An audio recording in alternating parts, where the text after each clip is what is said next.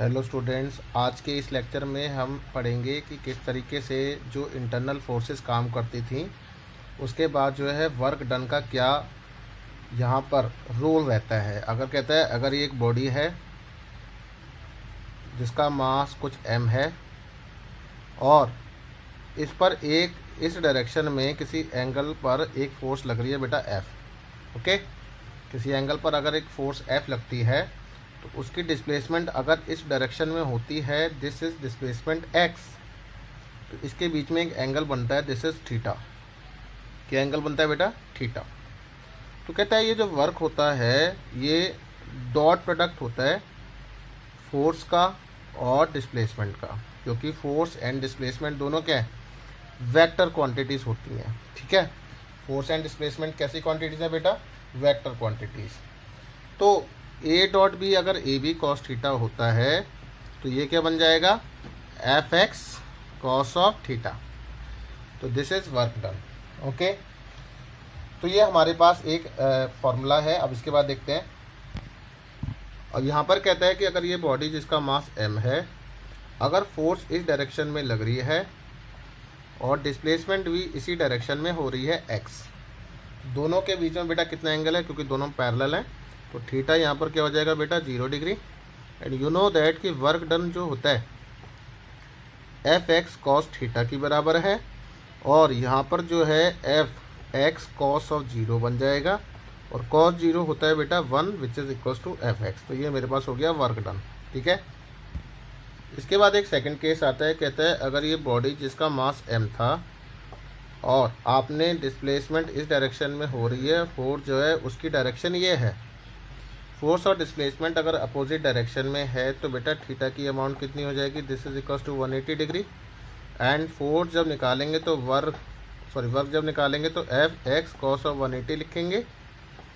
And you know that cos of 180 जो होता है वो -1 की बराबर है, which is equal to minus of X F X. तो ये होता है हमारा वर्क डन।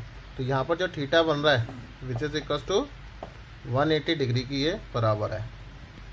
इसके बाद नेक्स्ट पॉइंट कहता है कि है ना, अगर फोर्स और डिस्प्लेसमेंट एक दूसरे के परपेंडिकुलर है, अगर ये फोर्स है F और ये डिस्प्लेसमेंट है x, तो यहाँ पर जो थीटा की अमाउंट है कॉस ऑफ 90 जो बनेगा बेटा 0 डिग्री बनेगा, क्योंकि ये दोनों के बीच में 90 डिग्री का एंगल है। तो यहाँ पर जो वर्क डन होगा कॉस 90 0 की बराबर होता है। And you know that work done equals to 0। कहता है ये परपेंडिकुलर का क्या मतलब है, ये देखिए।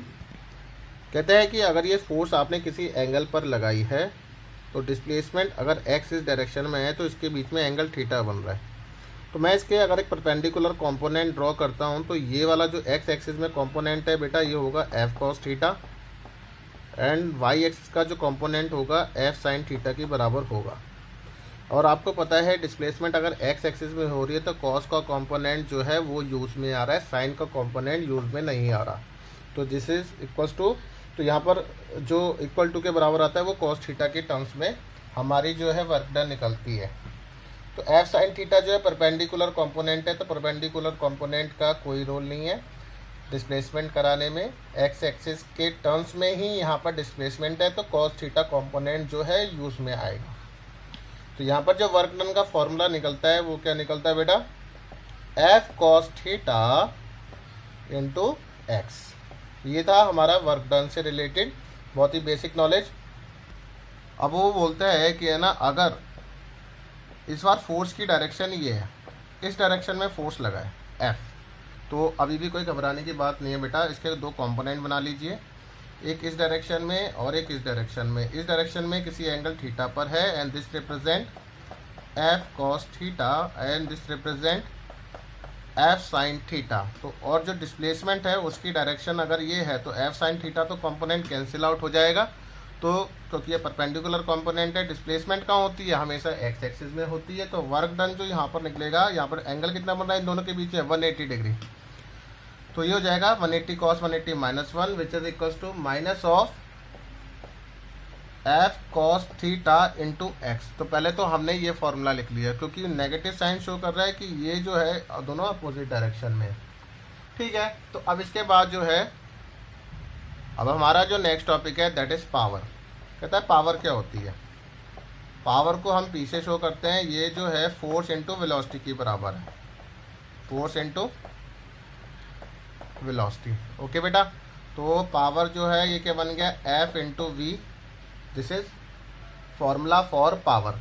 तो कहता है इसका भी क्या रोल है ये भी समझ लेते हैं। अगर मान लिया जाए ये एक बॉडी है जिसका मास m है, फोर्स की डायरेक्शन ये है, तो बेटा अगर डिस्प्लेसमेंट इस डायरेक्शन में हो रही है, तो अगर डिस्प्लेसमेंट इस डायरेक्शन में है तो वेलोसिटी की भी डायरेक्शन यही है, मतलब पार्टिकल जो बॉडी जो है वो इस डायरेक्शन में किसी वेलोसिटी से आगे की तरफ मूव कर रही है।